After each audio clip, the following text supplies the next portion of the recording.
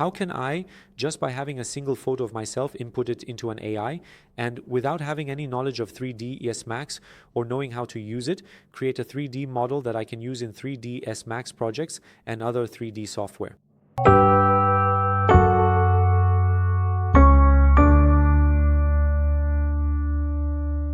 To do this, all you need to do is access the AI. Go to the portrait section and upload your desired image from there. I had an image that I took from the internet and uploaded it here. Now all you need to do is just set this as the texture, since for example you want the material from it, and then click the generate button. We wait a few minutes. In the end, it gives you a 3D model like this, and here you just need to define the output format for it. For example, set it to FBX format, then click the download button, and after that you can easily use the generated 3D model in 3ds Max or other software. Here we are in the 3ds Max software. I'm rotating around this model, and even the quality of the material that's been applied to it is very complete. You can see it, I'm rotating all around it, and the modeling has been done completely for me.